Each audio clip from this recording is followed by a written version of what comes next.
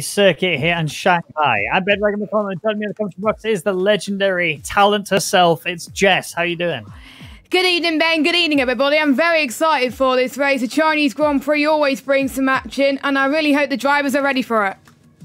It's going to be an absolute banger, that's for sure. I mean, I'm not a fan of the circuit itself to drive on, but from a commentary perspective, it always generates such incredible racing. 3.3 mile, 16 turns in total with 2 DRS zones, and one of them being huge all the way down from turn 13 right the way down to turn 14.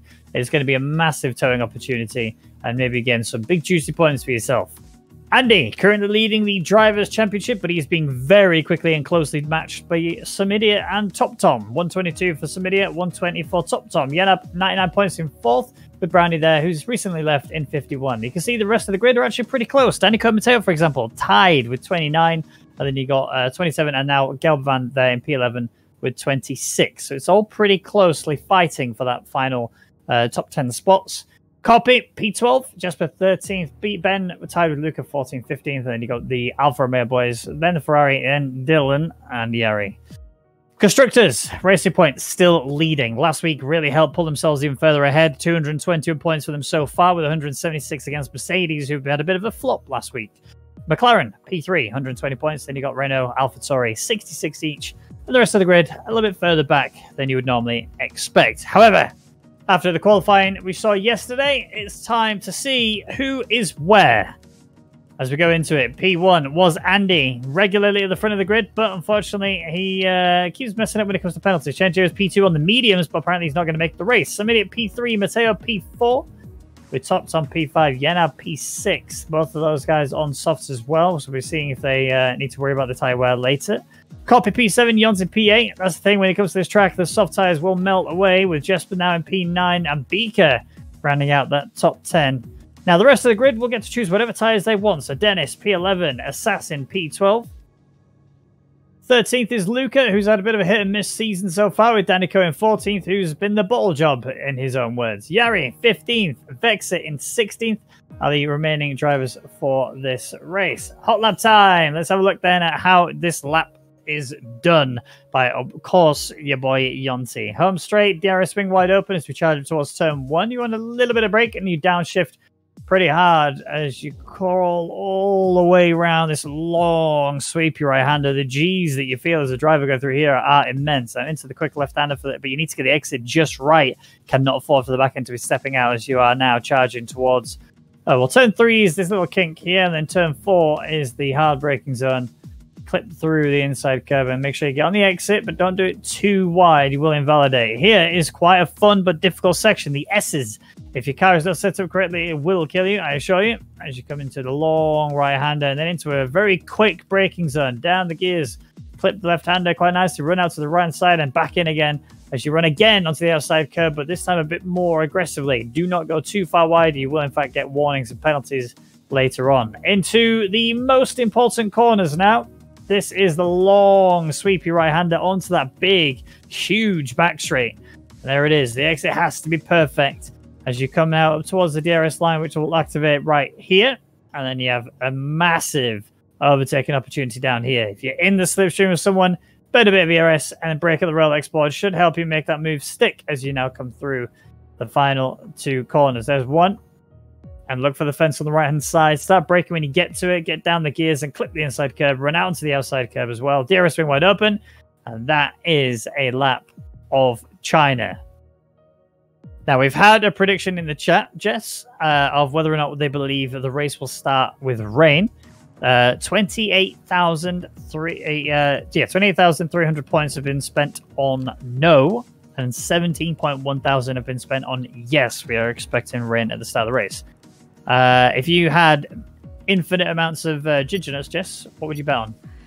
Well, we do know that China, most of the times I've commentated around China, there's been a threat of rain pretty much every race. So for me, it's a no-brainer that it may start with rain, but usually it ends in rain. So I'm going to go to the no camp for this one. Because I know it's going to rain at some point, but not at the start. Well, we'll have to wait and see. You heard the beeps. That does, of course, mean that we are now going into the race. And for some reason, we have the halo hood up once more. Wouldn't be an RNL stream if the Halo HUD was behaving itself. Yeah, just for a change. And if Furball can hear me, if you can please do the old testorino, that would be fabulous. I'm gonna brace you for it. By the way, Jess, I'm gonna ask you for a 1, 2, 3 in a second, so strap in and be ready. Will do. We are dry, so let me quickly get the predictions sorted. So the no's were correct again this week. Yep. Now, get another prediction in real quick, because I want to know: are we going to see a safety car by the end of lap 2? Now, this is a quick one. You've only got 2 minutes, guys, so if you want to get your points on, go ahead and do it now. All right, Fairbolt, done. Try again. 20, only 20 ginger nuts on yes. Somebody's not feeling very confident, or they're broke. One of the two. We've got a 1.2k on no, 161. We're climbing on the yeses, but not very much. Somebody's put down. Oh, we've got a fair bit more coming in. 5.2k on no, 5.2k on yes. We're dead even, 50-50 split. This is going to be a juicy one. 15k on no, 5.2k on yes. All right, we got any more? Had some refreshes, it seems to jump up, but no.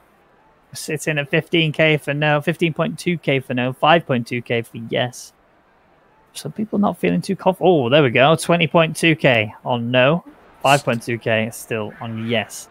I think biggest voters, Stuart has put the highest vote on no on 10k. Walker G's put the highest note on yes. So there we go. We'll see whether or not he can get anything. Alrighty. So everybody in the top 10 will start on the softs.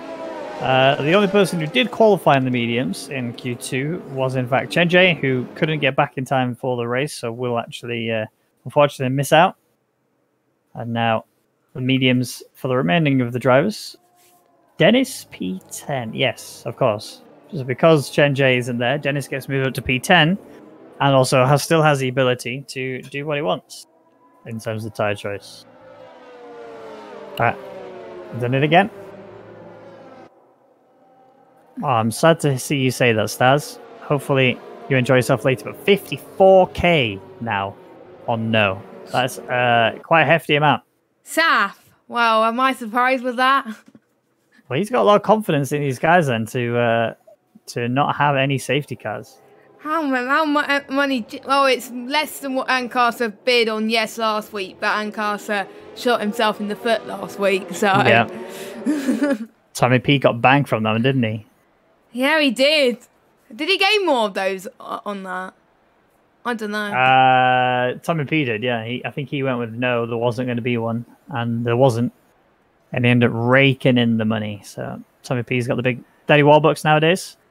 You said you want my prediction for the top 3. Do you want me to give you it now? Yes, I do. Go on then, hit me with it. Right.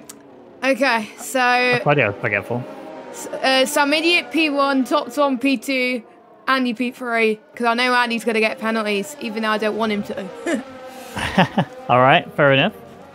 Alrighty, well,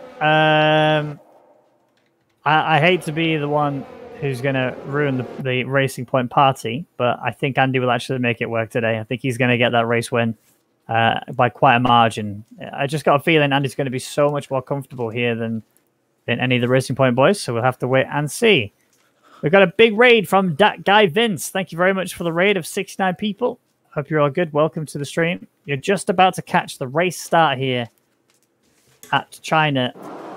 It's going to be a banger, that's for sure. So waiting for the lights to go on now. Here we go. It is Andy leading us away for the start of this Grand Prix. And it's go time. It looks like Andy's got quite a good start. Some idiot looks like he's been kept napping a little bit. Top Tom, have a look down the inside of one Mateo. If he can quite get that done. Some idiot comes straight over to the left-hand side to cover himself off. And I think he's just about opened up that whole turn 2 area for himself. Top Tom still fighting alongside Mateo, but Mateo does have the inside line throughout this left-hander here. As long as Top Tom can maintain momentum, he should be able to keep this position as he comes through.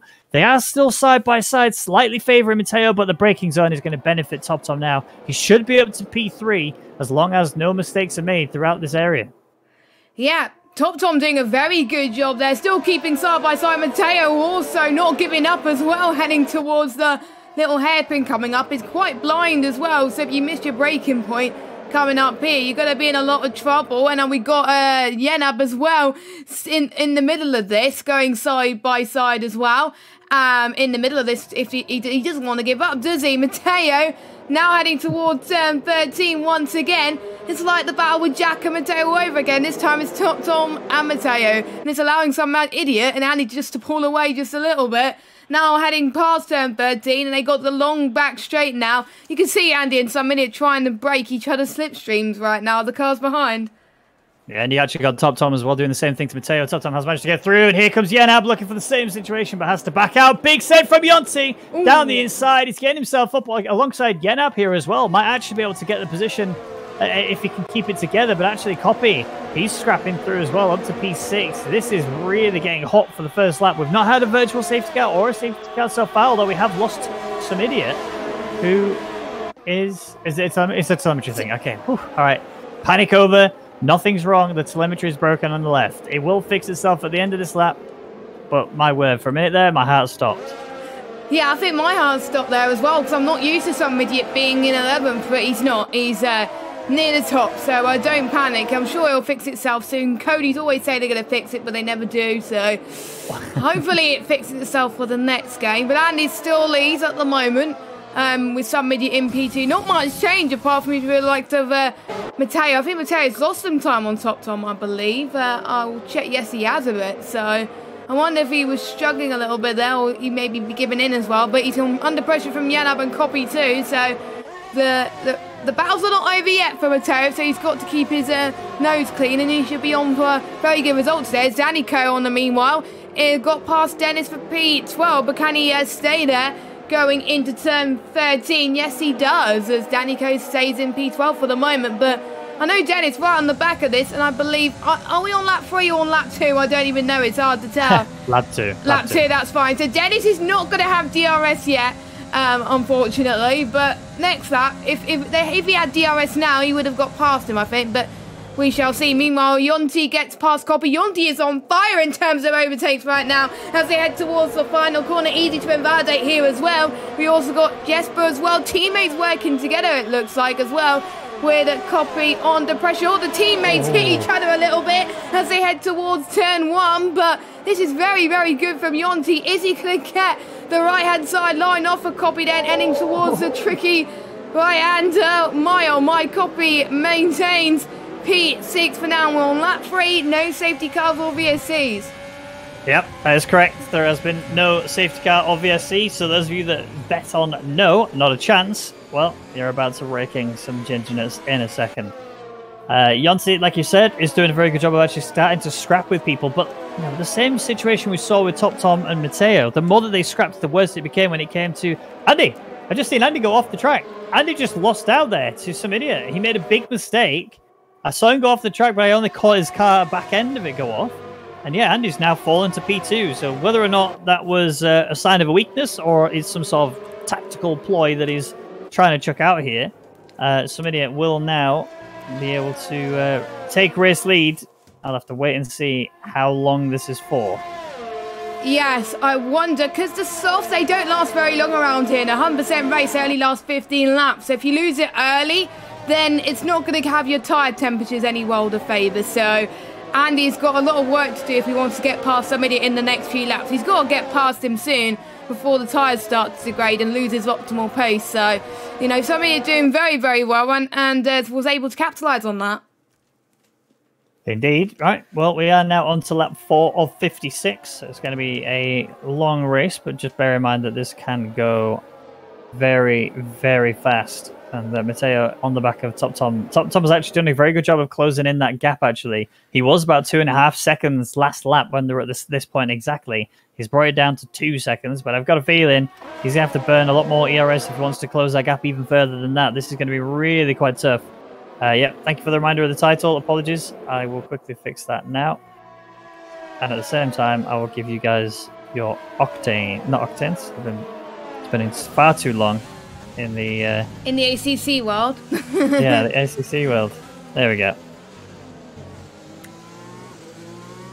you got your ginger nuts for those of you that put no, but we still got a massive DRS train actually from P4 all the way down. Oh, actually P3 actually, all the way down to I would say P9 as well. So I think there's not going to be many overtakes unless someone will probably blink first. So Top Tom has got to make sure he holds these guys up. But he may be in danger of obviously losing time to Andy, so because he knows Andy may be struggling due to that spin. So it's a question of what I would do if I was Top Tom, but he would probably start pushing, but he knows that maybe the guys behind may be taking advantage of him losing a bit of pace, but we'll see. There's still a long way to go in this race, so anything can happen. Yeah, exactly. And that's the thing to think about. This track in itself is quite difficult as the tyres start to drop off, and I'm looking at these soft drivers and thinking, your time is running out when you actually have to go for the snaily sections. I'm looking at sort of turn 12 onwards. That is quite difficult to maintain when your tyre wear starts to drop off. The back end kicks out, and you can't really carry the momentum you need. And those guys on the medium, suddenly, the difference in the tyre compound becomes much greater, much quicker. And Andy starting to find his pace once again. He was very quick in the qualifying, hence the pole position, but a mistake early on in this race caused him to fall back to P2. And actually, I think he's not quite upset about that. In all things considered, he only lost one place. He is now on the back of some idiot once again. And he can just sort of maintain the momentum, maintain his tyre wear, maintain his ERS, and just enjoy the rest of this stint. Yeah, I agree with you too, Ben. I think it could have been a lot worse for him. He could have been down to like where I would say Yonti as well and maybe be involved in that battle, but at least he's got some clear air now, and with Top Tom and Matteo fighting with that DRS train, that's allowing him to just concentrate on some idiot and nothing else. He knows he can try and have a battle with him, to be honest. Some idiot was probably expecting a battle with Top Tom as well, make it a three-way battle, but you can see who are the main players so far in this race, but everyone that started on the sauce, which is the whole of the top 8, the top 9 really, we'll have to pit a lot earlier, so you never know. The mediums could come into play. The alternate strategies work quite well here, but it's hard to do the one stop around here. I'll probably see most people going for the 2 stop, but we're not the strategists, the Jeffs are, so they've got their thinking to do, to be honest. Yeah, absolutely. The race engineers that all of these guys have got will really need to put a lot of thought into how they play this one out. I've got a feeling they already came into this with a pretty solid strategy, especially the Racing Point duo. They do, of course, have a pretty solid teamwork between them, but also with their race engineer. Easily the most passionate of the bunch as well. I actually didn't get to hear some idiot's reaction last weekend. I wanted to. I definitely wanted to. I asked, and I think I remember, I don't know. He's got to make a clip of both reactions if he wins again today. He's got to. I think he'll be more relieved, I think, for this week, because he was not expecting to win this week. He was expecting the likes of Top Tom, the likes of Andy just to run away, and Samir just to pick up the pieces, maybe top 5, I would say. So I think some idiot won't be expecting this, and I think it'll be an even bigger reaction. If he gets his win today, that's going to really help him in terms of the championships. We don't have that long to go, because it's a very short season compared to the last season. The last season was a full season. This season is short due to the fact that the release of the F1 2021 game and people wanting a break from this game. But Andy's about 2 tenths from some idiot, but again, can't get past. I wonder if it's due to the dirty air.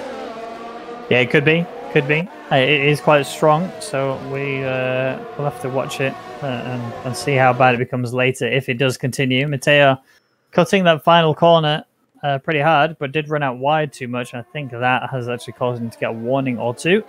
So watch out for any penalties that will make their way into this. Obviously, Beaker's got one already. Hopefully he can keep that under control and doesn't get himself a mass amount of them. But as it sits, we are looking still really good. Majority of the drivers are all stuck in this big, long train that starts with Top Tom all the way down. The race leader has only got 1 car to worry about as it sits. That is being Andy, who is feeling quite pacey, has got a lot of ERS that he can deploy, and Samir does not look like he's really enjoying the ERS deployment management situation. I mean, he's sat there at 36%, about to go into a braking zone, whereas Andy, 78%. So Andy's dictating this race lead for now. At any point, he could just say, no, I will take that, thank you. Yes, and for those of you that are wondering about the tyre wear as well, don't worry. In this situation with the clever app that Ben has got for you to see, 78 is good. It's not bad. So anything less than 30-20%, then they're going to be in a lot of trouble. But 70%, not too bad right now. 60%, maybe they need to start managing a little bit as well. But the top two have got it covered. So do not worry, guys.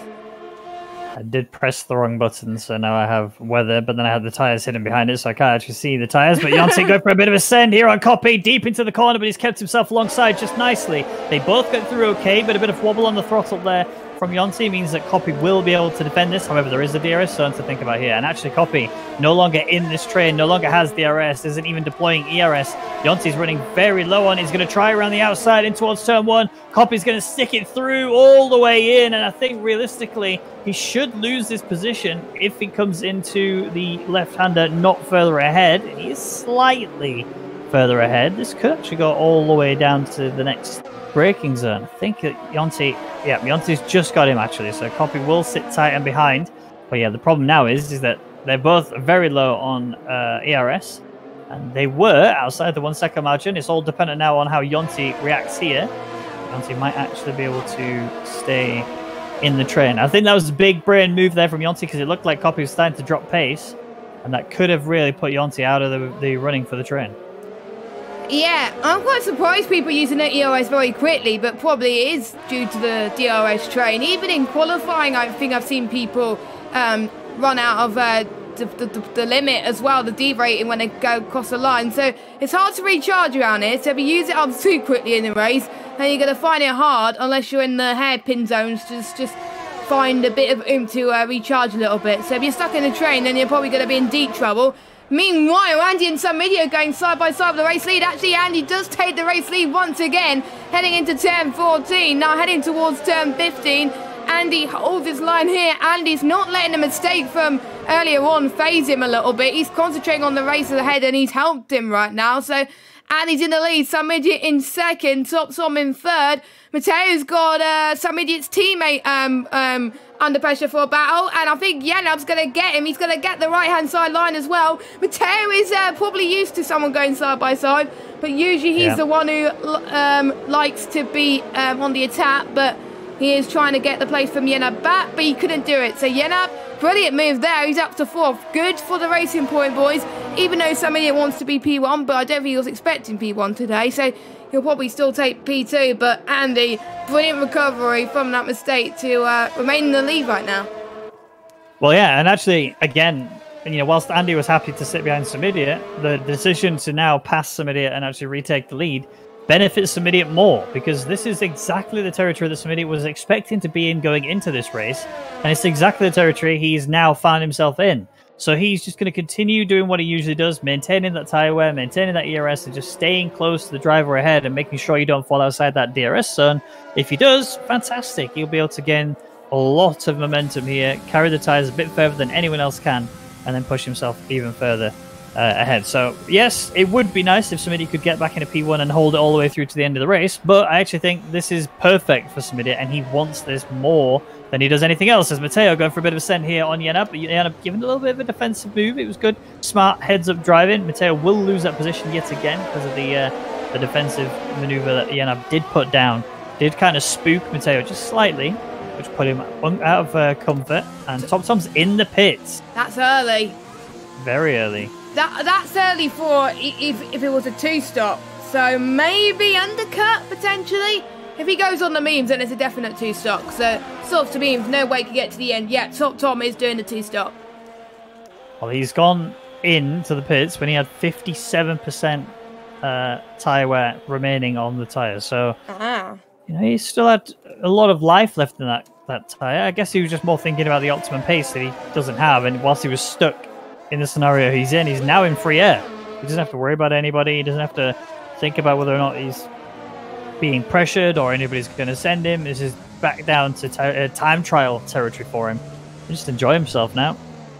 Yeah, but he's only 10 seconds behind Dennis, so not really too bad for him at the moment, and I'm sure he's going to probably catch up to them very, very soon. And if I was Mateo, Yonti and Copy, I'll be a bit worried right now. Would I pit to respond to Top Tom, or will I stay out an extra lap whilst the softs are pretty much pretty good. The mediums will have to stay out anyway. Beaker has had is pitted as well onto another set of mediums. He must have had damage or something earlier. I'm not entirely sure. I'll check actually with any pit stops, see if anyone's picked any damage up. No, that was a strategy call from Beaker to go on the medium. So, Yenab and Matteo scrapping once more. Yeah, Matteo did actually get ahead, but went a bit too deep into that hairpin. And actually, that has allowed Yenab to get right back through again. And he's in the pits. They're all piling in. Okay, so this is where it's going to be crucial. Samidia stayed out. He has not come in to change his tyres. Everyone else behind him, bar Jesper, from the soft runners at least, has come into the pits. We'll see who comes out on top. Lots of traffic going on. With medium tyres going on to everybody's car. So that's not a surprise necessarily. Where does this benefit Top Tom? He came in a lap early, remember, so he could actually cruise past all of them. Yes, he does, straight back to where he was. Is he going to get out close to Andy? Not quite. 2.3, 2.2. The tyres should be better for Top Tom than anyone else. So we'll see whether or not his tyre life starts to help him out a little bit.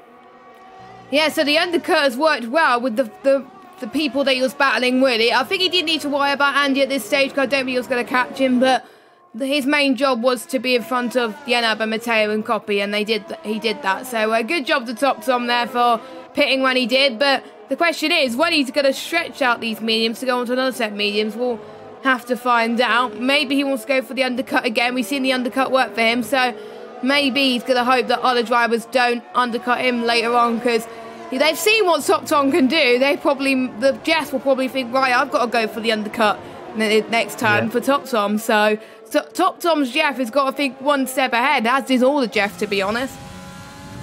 I think the early stop was a good attempt to try and gain some ground, as somebody now has box. So let's see, how good is his pit stop? Is this going to be quick enough for him to be able to get in and out again before Andy gets round to him?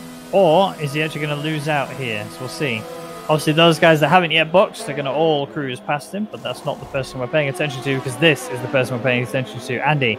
As he comes down the home straight, Samidia is already on his way out of the pit lane. I think he's actually going to lose out here. Yes, he is. Andy is your race leader. And on top of that, Samidia is no longer within the DRS range of Andy. I think he's gained about a second on Samidia, so that undercut's worked wonders for Andy, and Samidia is staying out. It's for he's in a lot of trouble. So Samidia, I think, should have probably pitted a lap earlier, but maybe he wanted to cover off his teammate Yenab as well. But I thought the Racing Point team would have pitted Samidia first to cover off Andy, but you never know. I think no matter what would have happened, I think Samidia would have been behind Andy anyway, so he's not lost out too much. He just lost a chunk of time on them. So maybe if he pitted a lap earlier, then he would have still been within the DRS. So lots to think about. I mean, the issue for Samidia is he's no longer in the tow, and that was ideally where he wanted to be. If he could sit on the back of Andy, he would be able to manage his tyre wear, be able to manage his ERS, and then just continue life literally in the fast lane. But unfortunately, he is 1.7 behind Andy, and he also has Top Tom, who's 1.7 behind him. So, they are quite spread out for the P1, 2, 3. And even P4, because Yenab is only on the back of him by 1.2. So if one mistake from any of these drivers, even slightly, could see them dropping back a little bit to fight it all up. Turns out the Jeffs had already planned Yenab to pit earlier than Samidia, no matter what the strategy was. So, interesting. Well, it's worked out. Yenab brought himself into this battle for the top 4. And realistically, Samidia hasn't really lost too much. It's just less of a comfort zone for him. He doesn't have to worry about the dirty air necessarily. He does just have to continue doing what he does best, which is managing his tyres, managing his pace, and also keeping that consistency. Because if there's one thing that Andy I have picked apart on him on a number of occasions, is his track consistency. He gets far too many penalties at each race, and that really dictates whether or not he gets a Dubsky or not. Yeah, the race is still not over, and somebody can still take that win if Andy gets the big penalties, which he's doing all right so far, but I want to see how many warnings Andy has got at the moment before he gets a penalty. But I think Andy's may be learning a lot more about this track. It is hard to get penalties around here than other tracks, so that's probably why. You can only invalidate down the final corner. Ooh. Yellow flag, that's Alfa Romeo. Beaker's struggling a lot today. He's had another spin, and I think he looked like he span it by himself because he was on his own there. Yeah, on his own. No one around. All on his own. So, sad to see. F's in chat for Beaker. Yes, unfortunately. But when we go back to what is our current leaders, Luke obviously P1, Vexit P2, Danica P3, this is actually not looking bad for these guys. They are on the mediums. And ultimately, like I say, yes, Andy, Samidia, and Top Tom were P1, 2, and 3 earlier before the pit stops happened, but they were also on the soft compound tire. The strategy is the bit that makes this be a massive question mark. We don't know who is going to be P1, 2, 3. Is it Andy Samidia Top Tom, or is it Luke of Exit Danico? Because right now, it genuinely could be either one. Because we never know, we could have a safety car. We didn't have one at the start of the race. And there could be rain involved. I do see some dark clouds in the sky. It's not as sunny as it was at the start of the race. So there could be, I don't know, it's hard to tell, but it is, the conditions have definitely changed since the start of the race, but it might be just me. Right, okay. Pay firm attention to the tyres of the guys in the top 5. 13 laps in so far on these mediums.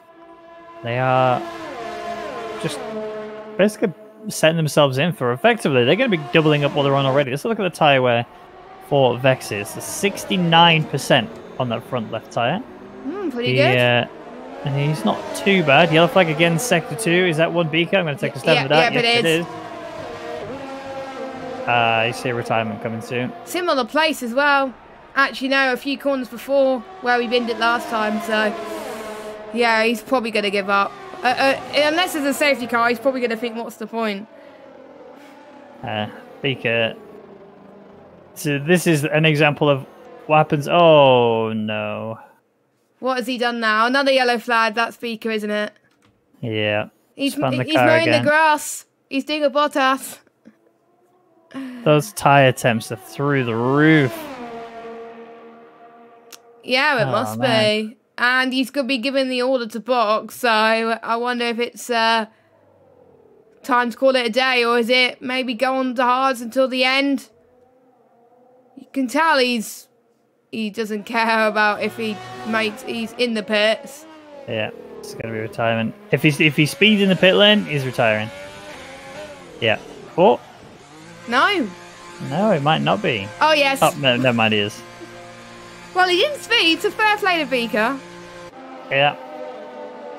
Well, he is one of the coordinators, so of course you need to follow the rules. Yeah, got to lead by example, and he did exactly that. Yes. So fair play to him. Alrighty, Mateo is on the back of Yenab, who's caught up to Top Tom quite considerably now. And actually also, look at Samidia. He's lost a fair bit of time there to Andy. He's down to 2.5 seconds. Andy's found some real pace. And in fact, he's had a mistake. He's had issues going through. Samidia is suddenly right here on the back of Andy. This is huge moments here. I don't think there was contact between Andy and anybody else. Otherwise, he'd have dove into the pits. And I didn't see any wing anywhere on Andy's car missing. So suddenly, this is huge for Samidia. He's right back in this. And actually, Top Tom, who might be able to put his foot down a little bit and gain a little bit more as well. And you can see the people who've been into the box and actually come out again. Luca, for example, has done exactly that. Yonti a bit further back than he necessarily wanted to be. He's about 3.5 seconds on Mateo here. But look at this battle here. This is going to be really feisty all the way through now. Oh, I can't wait for this. I was hoping for a battle to be this close, not why some person dominating. This is what I like about China, you know. There's always close racing no matter where you look. So somebody could see a chance to fight back as well, and you got past him early, but that doesn't necessarily mean that he's going to keep the net race lead right now. So you can see that somebody just has the much better pace. Maybe Andy lost a bit of damage or something, or he just lost a bit of momentum, I don't know, as he heads towards turn 12 and 13. And I think somebody's going to get DRS. Andy's actually lost out on DRS, so could this be an easy dubski for some idiot to go past him, which he does. Andy's gone wide a bit there as well. So, but Andy may fight back on this, you know. Nope, he's not. So, some idiot is now, again, your net race leader at the moment, unless there's a safety car that throws into the mix with Andy in a net P2. Top Tom's called to the back of this now. Andy does have wing damage. He's missing the right end plate on that car. I've only just seen it now, so that would explain why he's struggling so much. He's not coming into the pits, but Assassin is. So Andy is in really bad way right now. And the skies seem to be getting darker. So I think Andy is trying to wait out for the rain if we do get some. I had a feeling I saw dark clouds earlier, so my theory was right. Well, yeah, you did say that there was going to be rain towards the end of your prediction, at least. Yeah, I said there was going to be some rain, but not at the start. So, you know, I'll take that. But it still hasn't happened yet, so I won't be in my glory until it happens. But I think the guys are going to struggle as well, because if it's raining in China, sometimes it's not the best race, because there's usually people just stuck behind in the train. So let's hope the rain holds out for a little bit longer and it stays dry for the rest of it, because this is insane racing. Yeah. Well, Fosse has told us they're not expecting any rain, so, you know, it doesn't necessarily... The thing is about Codemasters and their weather prediction stuff, it only tells you if there's going to be rain enough for you to need to go onto intermediates or wet compound tires. So there is still a chance that rain may fall, but not enough. You just won't necessarily need to go onto the intermediates or the wets. We're actually watching on board with Top Tom going for a move on Andy here, but at the same time, Yenab's trying to get through here as well, and he looks like he's going to be just about ahead, but Andy's a bit later on the brakes. Yenab going to be sticking down the inside, a bit of wheel banging between the two of them, but I think Top Tom's going to keep himself clean and ahead. Andy's still alongside him. Yenab having a little bit of an issue there on the throttle. Again, he's back in, stepping out a little bit, going side by side through the final corner. Yenab gets pushed onto the exit curtain, but at the same time, look at Matteo. He's watching both of these guys and seeing there's an opportunity here. Andy's stuck on the left-hand side. He knows there's going to be a train of cars coming through the inside of him. There's Yenab through. Now Matteo's going for it as well. Yonti's too far back to be able to capitalize on this. A little bit of a nudge there from Matteo into the side of Andy. And Andy suddenly drops 3 places in around about 5 corners. I think that's what the damage has done to Andy. Staying out just a moment longer maybe cost him a little bit as well. And if he's not careful, Yonti may see this as a sign of things to come for him, and he could get past Andy as well. So we could be on for a fight for the podium, which will last for a long time. Some Idiot's lead is stretched to 1.3 seconds over Top Tom after his overtake. So, but, you know, maybe this could be the dubski that Some Idiot wants again. Could we see a second win in a row for the Racing Point driver? I'm not going to say anything more because Falsetti will kill me if I jinx any of the Racing Point drivers. So I'll shut up, Dave. I think also Vanessa's going to be upset as well. Vanessa, so V Cassias in the chat is Some Idiot's girlfriend. Yes. And has constantly jinxed him on a number of occasions and then proceeded to blame me. But, you know, it is what it is. Some Idiot slipping by Dennis. Dennis not really in a position to fight back. Although he is trying anyway, though, getting the switch back. Didn't actually get the exit speed he needed to be able to properly contend. 62% on the rear left. Oh, big snap there from Dennis. He's into the gravel. He's coming back onto the track. That was a very scary rejoin there. Not that he had any control about that, but Top Tom would have definitely been a bit concerned about that rejoin. Yenab there in P6 is also going to have to start worrying about Dennis in a second. Speaking of pit stops, Andy's in the pits and he's gone to the hard tyres, so I'm almost certain Andy's going for the 1 stop to the end of this race. Yep.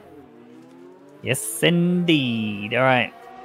Vex is still your race leader. Andy, I hate to see them go into hard tyres. It's just such a sad thing to see because you know at that point it's I'm stuck here to the end and I'm just going to see what I can do. But the pace on hards on this track, there's no way now he's bringing it back.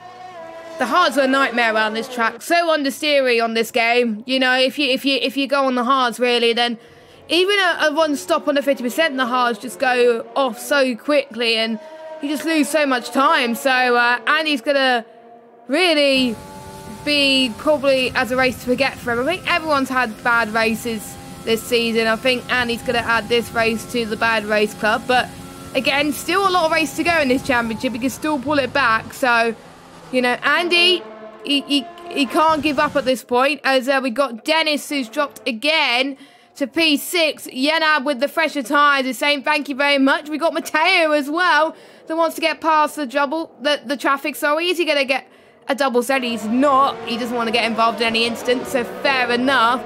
All this is doing is allow Top Tom to stretch this out and have some clean air as well, but Yenab's trying to catch up on him now.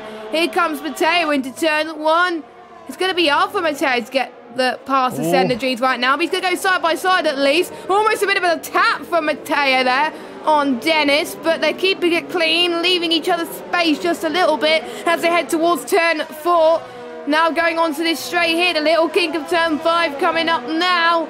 Oh, if these two end up in a squabble into turn 6, they're going to be in huge trouble. But Matteo keeps that line up into P6. But my, oh my, boys, that would have ended in disaster if they ended up turning in even more. So great job to the pair of them.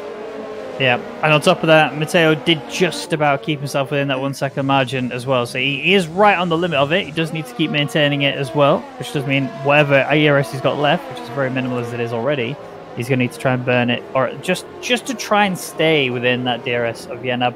And the benefit is, Yenab doesn't have DRS here on the straight, so this should allow Matteo to close in and then safely secure that overtake. He does have to worry about Dennis to an extent. Dennis is still there. Dennis has also still got the DRS and a lot more ERS than Matteo has, but there's still going to be an overtake opportunity now. Yeah, I think I could see Matteo wanting to go for the move because Matteo and Yenab have been fighting all race, so you can see that if Matteo's been saving his fuel a little bit, or maybe a tyre wear, then this could benefit Matteo more than hinder him. So we'll see what happens, of course. It is getting slightly darker around the circuit, which means tyre temperatures will be, I think, a lot cooler as well. So harder for the mediums. No one's on the softs at the moment. Everyone's on the mediums. Still 3 people yet to see their first stop, which I believe is Dennis, Vexit, and Danico. I thought I saw drops of rain there, but it was my imagination, so. Yeah, well, the temperature's dropping. In F1 world is not good. In any other racing world, that's great, because it means that they can be faster, they can enjoy the track a lot more. But yeah, in F1 world, the tyres are designed to operate at a certain temperature. If they drop below that, then yeah, they really struggle to keep the temps up. However, if you're on the softs or the mediums, it's much easier. If you're Andy on the hards, the tyre temp issue could become a bit of a problem. I'm being told, I'm being harassed, shall I say, by Brownie and Dev, saying that, what do you mean? Hards are the best tyre on on this track. Always, says Brownie. So I will believe it when I see it. We don't race as often as these drivers. They race at the top of their game, so yes. Dennis and Yonti swapping places. Yonti just getting through on the DRS straight. I've got a feeling that they were cooperating, shall we say. No defensive maneuver needed. Vexit, Danico into the pits. They are now getting off these mediums and onto what, I wonder? Hards to the end? Mediums for Danico. And is it going to be mediums for Mr. Vexit? Yes, it is as well. So medium for both drivers. All right, well, definite 2-stop for these guys. Dennis on the hards, though. I see the Alfa Romeos going on the hard tyres. It's an interesting call. I mean, they'll definitely be able to go to the end. That's not the question. It's how much by Andy getting himself a penalty. Oh, Andy. Yeah, final corner territory, that. Yep.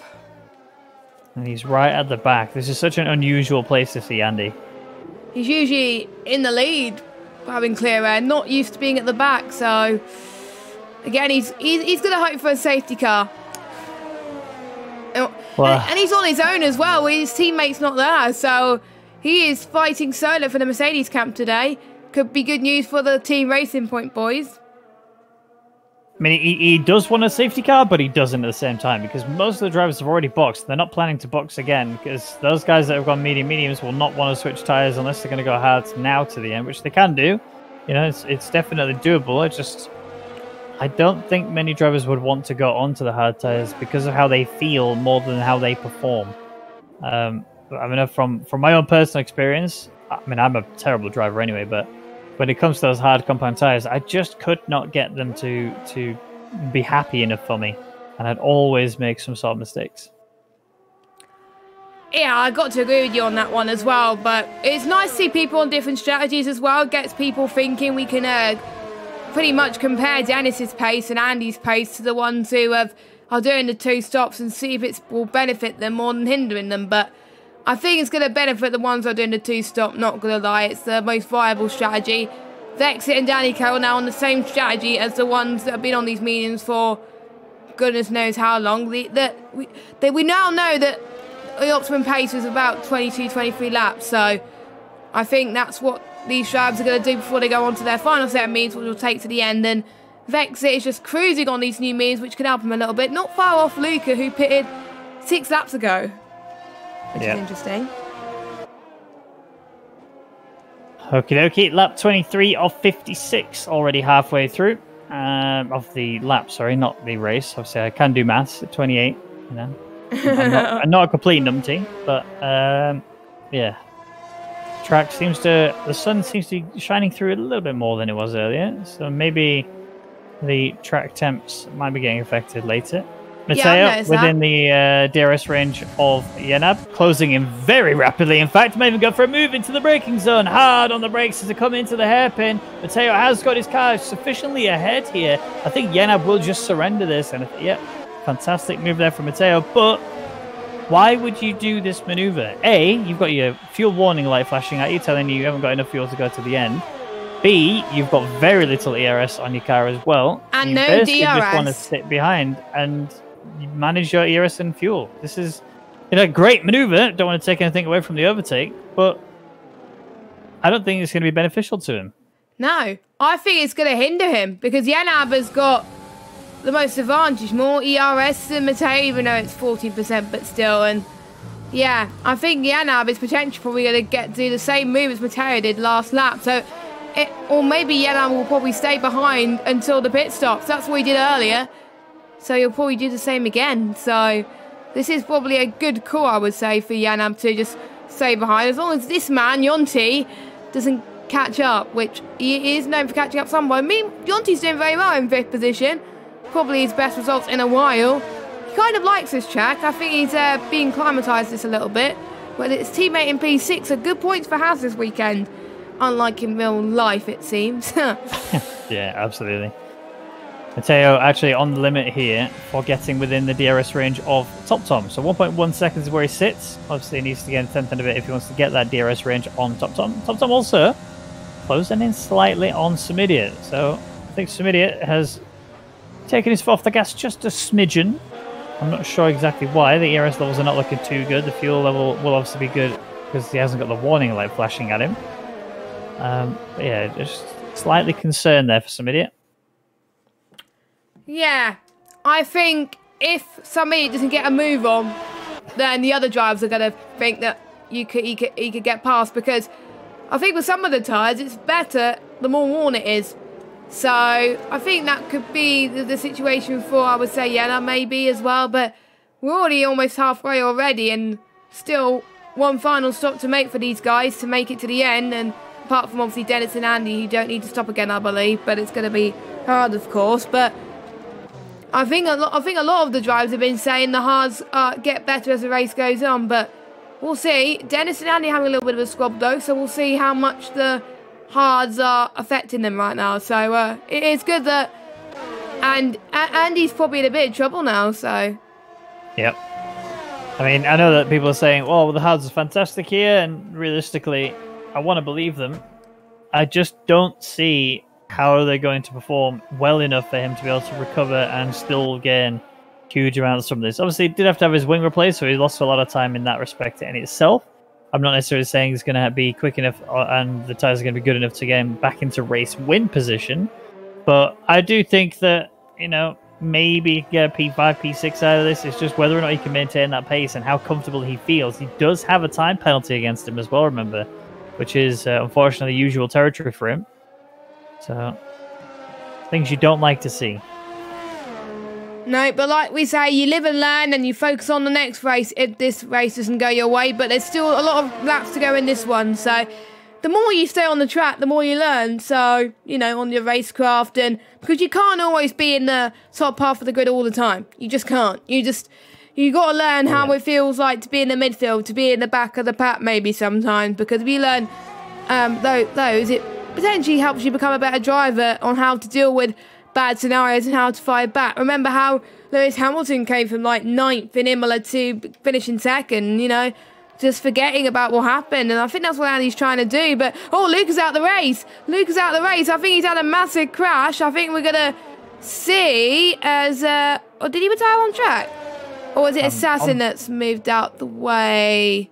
That's a retirement on track, yeah. Has Luca given up or something? I think he has. I don't know. It's really... yeah, retired on track. That was voluntary.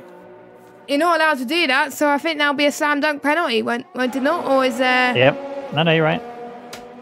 Ooh. He will receive ye old spank. Yes, which is not what he wants. A lot of people running out of hers, it looks like. I think Matteo's running out of hers. His light was on for a second on the back, but it's not now, so he is saving a little bit. He's got the warning lights back, the fuel warning lights back, so he's pushing way too much. I'm a bit worried that he's going to lose life on his tyres towards the end of his stint, and that may, you know, he's increased the gap to Yenna, but at what cost? He's trying to close in on Tom, but some idiot's probably loving life. He's liking the battles behind him, but, you know, Matteo wants the podium, and he's not going to give up without a fight. He may know that, all we know, Tom and somebody could get a penalty. And if any of those two get a penalty, Matteo may be back in this. But for now, he's fighting over to keep his podium spot alive, which... Has he got a podium this season yet? I don't know, you know. I'm not sure. It'll be great if he gets one, because I think it'll be the first podium for AlphaTauri at least, I believe, because I don't remember him getting a podium. I think Ben, when he was racing with AlphaTauri, got a podium No, once. he didn't. He got 4th. Then, yeah, I don't think AlphaTauri's ever had a podium then. Yeah, he got 4th in Britain, I believe. Or 5th, I don't know. Matteo could break the curse. He is within that DRS range of Tom. We'll see whether or not he's going to deploy half of everything he has, because he did that on Yenab. He is a bit too far back, I think, to be able to necessarily try this. Just seen him switching around with his fuel mixes. So he's trying to recover some fuel. And, you know, coming out of this hairpin, putting your fuel mix into lean actually really helps with getting the power down, so you can transition out quite nicely. You don't run the risk of losing the back end a little bit. You know, these guys don't run traction control. This isn't GT3 cars where you have TC1, 2, 3, whatever. This is no traction control, hands down. So if you spin the rears, that's on you. Yep, that is the case here, and I think China is a heavy traction zone track, so without traction, they're going to be in a lot of trouble, as it's starting to be the same conditions as it was at the start of the race as well. So they may be blinded a little bit more as well, and will be encouraged to probably push, but they may come a vicious circle that if they push too much, their tyres are going to overheat, and they may end up in having some potential incidents. But we'll see, of course. But we still don't know who's going to be winning this race. We don't know who's on the right strategy right now, but some idiot's in prime position right now to be taking this win. Only 2 drivers getting a penalty. Assassin knows he's still getting points if he keeps this up, so he's not doing a bad job. But let's just see how many penalties people got. 3 seconds, okay. Yeah. So Andy closing in on Assassin very slowly, but it is still happening. Yenab. Oh, yellow flag. Is that Assassin? No, that is Dennis having a bit of a trip to the gravel. He is down there in P12 already. Not a good day if you're an Alfa Romeo fan, or a Ferrari fan for that matter. No. Not good if you're a Ferrari powered car, except Haas. Haas is loving life at the moment in 5th and 6th. Yeah, virtually, not IRL, of course. Yeah, of course. Of course. In RNL tonight, I'm talking about. Yeah, of course. Yeah, Yonti and Jesper. I'm not sure when they're parties together, because they must be very even on pace at the moment, because Jesper's actually catching to Yonti. Yeah, they're definitely voice chat to each other, I can see. So that's good then. They're definitely working together then. Oh, 100%. That's what we like to see. Copy and Danico not that far behind each other either. And I'm just trying to see. I think nobody else has teammates around them near each other. So interesting. Interesting indeed. A couple of trains. Train 1, Top Tom Mateo Yanab. Train 2, Yonti Jesper Copy.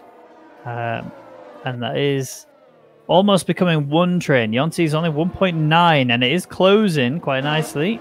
So it could become a big train. Working together at Haas, never heard of it. Copy that. Well, at least these two... Oh, well, I'm not going to say anything more. I'll say it. Say it. No. Say it. Oh, I'm rude. At least these two can actually get results on track and get points. Yeah. But to be honest, a Haas car in real life is a pile of garbage. So yeah. I was going to say something else, but it's a swear word. Mazza Spinale. Very true. Alrighty. Bit of a calm period here as the drivers are actually partway through their stints. They're just kind of bedding themselves in a little bit. Mateo's actually still continuing his charge. He has finally got rid of his... Oh, never mind, it has returned, so he's right on the limit of whether or not he's going to have enough fuel to take him to the end of the race or not. So if he sits behind Top Tom for a little bit longer, just maintaining this fuel management, use the DRS to keep the pace going, he should be pretty good here. Yeah, I think he should be not too bad as long as he has enough time to actually save fuel. Because you don't want to be in a situation where you forget to turn the fuel mix and before it's too late, you don't have enough time to save enough fuel to the end. So, yep. But the warning light's gone. Now it's back. Now it's gone. He's right on the limit of it. That's probably why then. And bad for him because he wants to push. You can tell that's in his nature, and he's actually done a good job of recharging his battery. But at the same time, he can't push because he needs to look after his fuel. Yeah, so it's kind of like a light bulb moment. He's kind of like in limbo. What are you going to do? You're going to be stuck behind Top Tom for many laps and focus on saving your fuel, or are you actually going to attack and make sure Yenam stays behind you, and maybe get past Top Tom as well? But if some idiot can pit whenever, you just need to worry about the undercut. We've seen that with Andy earlier, so or was it some idiot earlier? I don't even know. But one of these two pitted a few laps later than everybody else. They were leading anyway. It didn't affect them in the slightest. So I think it was some idiot actually. Yeah, it was. So he stayed out later than Andy and his teammate, of course, and it did kind of backfire. But Andy, who had a crash with the wing damage, caused himself to... I didn't see what happened in that contact, so there was definitely contact with him and somebody else. I don't think I saw it either. Yeah, he had to go to the pits, get his wing replaced, and he has gone onto the hards since that point. He tried to stick it out a little bit, but the wing damage is just too great. Once you lose your end plates, you're in a really bad way. Which apparently is not actually the same in real life. If you lose your end plate in real life, it isn't that big a deal. Whereas in the F1 world, in the F1 game world, is very, very bad. It depends on the track as well. There's some tracks you could get away with just losing an end plate, but the more downforce it requires, the more disadvantage you're going to get if you lose it. So, yep. Look at the tracks like Monza, for example. That is a track where when you do lose the end plate, for example, it's not actually that big a deal because you don't really lose that much. You just sort of take it nice and slowly into the chicanes and get a good smooth exit. A couple of shout outs we need to make. So I assume this is Lonis. Thank you for the follow. Appreciate that. 84. Thank you for the follow. Renjiro. Sanskar. And Mr. Noah. Thank you guys for all the follows. I appreciate the support. It's very kind of you. Thank you very much for following, guys. And we race here at RNL every Saturday evening. We've got the F2s at 7 and the F1s at 8. So, double glory. And this is a 100% race for those of you that haven't gathered that already. Yep. 56 laps of China. These guys like pin. We like giving pain. That's what we do. The first season of it as well, because we were used to doing 50%. Yeah, I mean, especially as commentators, this is brand new to us as well. Well, I say brand new. We've done a few races now. Was it round 9? I can't remember what round we're on now.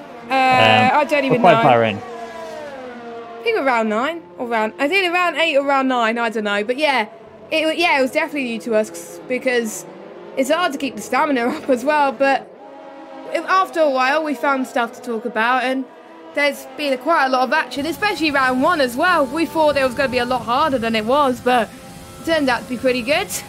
Yeah, makes it all the more enjoyable when these guys are scrapping it out like they have been all season long. Speaking of battles, we've got still a train forming between TopTom, Matteo and Yenab. I don't think Yonti's going to catch up, so... Oh, someone's gone off Assassin in the Ferrari. Yeah. And TopTom's in the pits. He's doing the undercut once again. This is something he's tried once earlier this race. And it's worked? Well, yeah, kind of. I mean, he didn't gain anything on Andy, but I think Andy just had an absolute blinder of a pit stop. So, yeah, I don't think he was bothered about Andy, though. He was bothered about the guys behind. Yeah, true.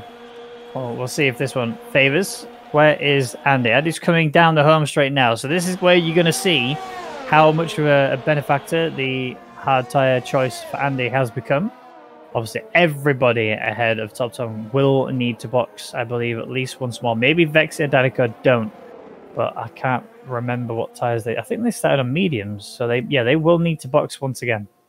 Yeah, so they'll be doing a medium soft strategy. So I'm just trying to see how long these mediums can go on for before they box again for soft. So they're gonna go for fastest lap, but you don't get a point unless you're inside the top 10. Softs can last 15, mediums last 33 laps. So I'm just trying to think, when would they?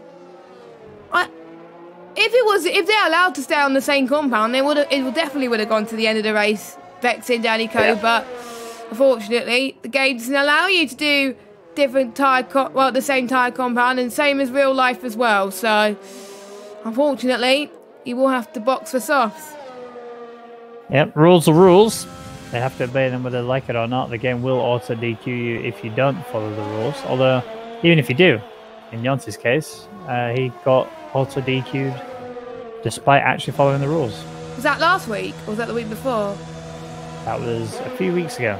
Right, pit stops happening. Yenab in, Matteo in, getting both off those tyres and onto a fresh set of mediums.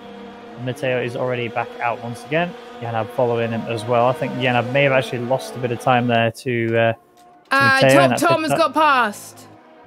And he's actually gained time. Look at 2.2 seconds. 2.3 now for TopTom. So really good choice to undercut. Has really helped him out.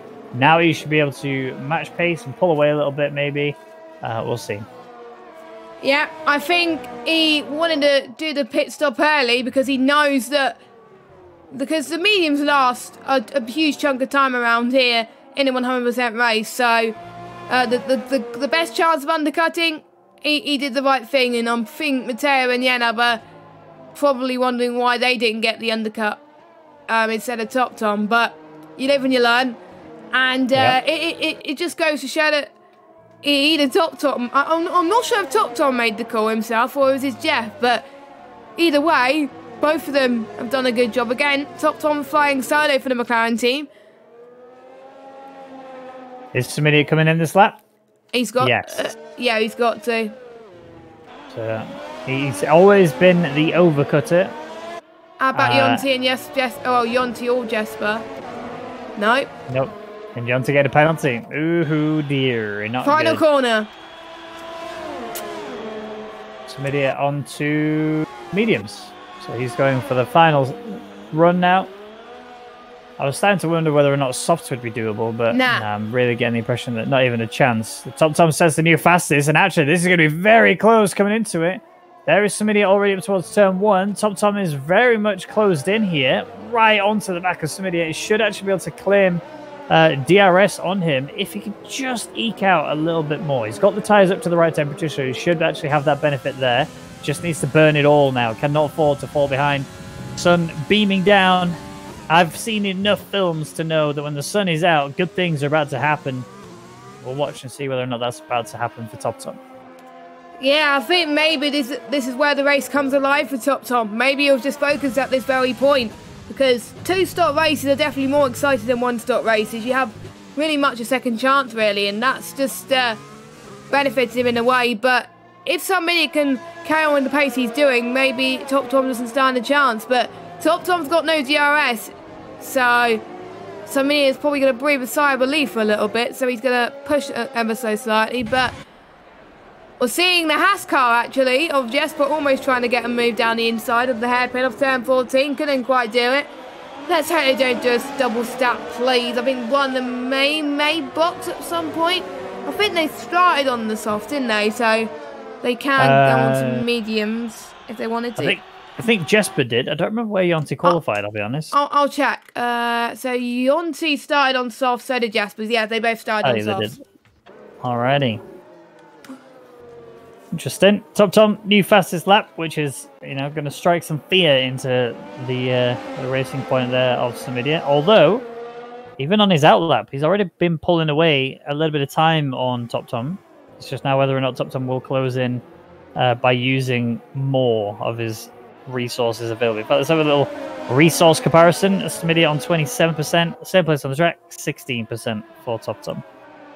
Ooh, so varying tyres.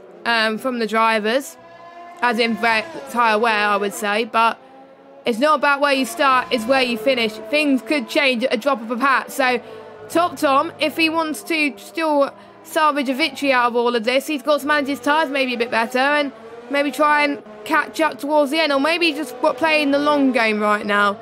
But yeah, the race has eased down a little bit. The drivers are finding their rhythm. I think just watch out until, I would say, 10 laps to go. That is where we'll start to see, I think, people putting the hammer down and people really starting to push as well. Don't forget, we still got the likes of, we got Vexit and Danny Coe who are still to make their final stops yet.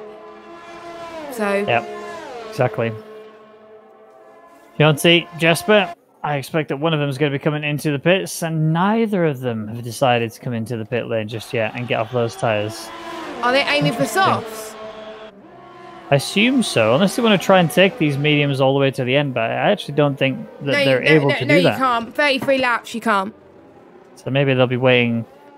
Yeah, if they're going softs then, they're going to need to wait at least... someone's gone Jesper! Off. Oh, commentator's curse. I'm so sorry. He's only made a slight mistake. He has only lost a position. And he's within the DRS of Vexit. But yeah, that was a big snap there from Vexit. Big catch, though. Very well held.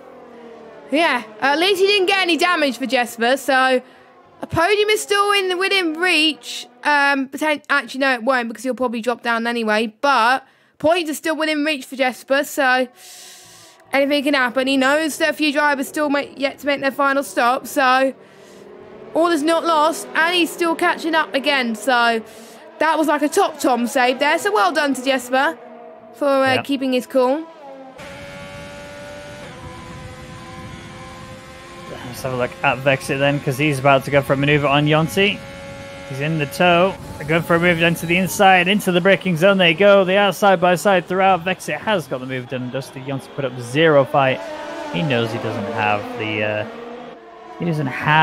the tyre wear to play with for now, but he does have DRS, and that's going to help him maintain a little bit of pace here with Vexit.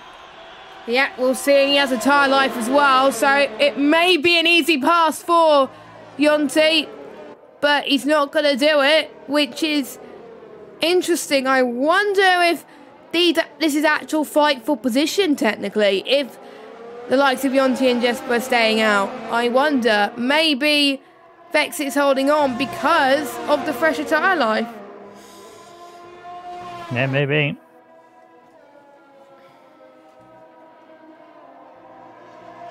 Okie doke. Well, you have P8 on the back of Matteo. Just kind of chilling, enjoying himself a little bit. Anyone else? Jesper recovering. Yonti hanging in there.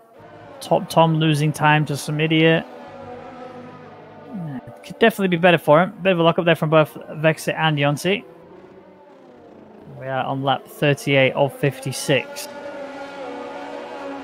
Not long to go then until the end. 2 retirements from Luca and Beaker. 1 Ferrari, 1 Alpha. And the other guys from those teams are not doing very well either, sadly. No. And Andy lost his front wing earlier, so that's why he's down in P9 on the hards, which will get to the end. He's not doing too bad, to be fair, on the hards. Good pace at the moment. Tell Rwaggy I'm sorry for being boring, says Top Tom, apparently. Yeah, Top Tom, you should apologise. Can you not hurry up and catch the pace up? What's he playing at? I am keen, Owen, to understand what Top Tom's game plan is here. Like, what? Surely he should have pushed as soon as he saw that somebody was so close to him, because, you know, a P2 for Top Tom would be fantastic, but why would you not go for the win? Or Waiting for maybe the last 5 laps? Maybe he's waiting. Maybe he's waiting until the very end where he could pick up the pressure, but it may be too little too late. Maybe some idiot's plan is pushing early, and then Top Tom will probably have to call it a day for challenging for the win, but we'll see. You've got to give it your all no matter what, really, to be honest, but if your tyres don't last for the race, then that's an issue. So maybe Top Tom's tyres are probably a lot worse than some idiots, because some idiot is absolutely flying. So, unless some idiot bottles it, some idiot is he's controlling the pace, and he's not making any mistakes. No penalties either. I think everyone apart from 3 drivers have got penalties this race, out of the ones that are still in this race. Yeah, you got Yana was actually looking potentially to go for Matteo. Beautifully sent there on him before you even get to the braking zone. I mean, he's still relatively alongside. I don't see any overtake opportunity for Matteo. Taiwo obviously looking very good. 88% on Yanab's front left remaining, which is very positive to see. Matteo is going to show me 100% because he doesn't share the data with us. Evil human being. Tut tut. And Yonti has lost DRS to Vexes. And now Jesper might actually go for a little bit of a push here. Teammate versus teammate. I wonder how that's going to go. Hopefully it won't go wrong, but these two work very well, so I don't think it will. At least they'll know when they're close proximity of each other, but with pretty much 17 laps to go, there's still pretty much... I'm almost certain Yonti and Jesper are going on the soft, says. Otherwise, there's no point going on another set of mediums. It's just pointless. If you wanted to go on another set of mediums, you should have pitted when Top Tom and the leaders pitted. So you have to go on. You have to stay out for the duration now. Sadly, you've made your bed. Now lie in it. Yes, that's effectively what you're saying. Yeah, pretty much.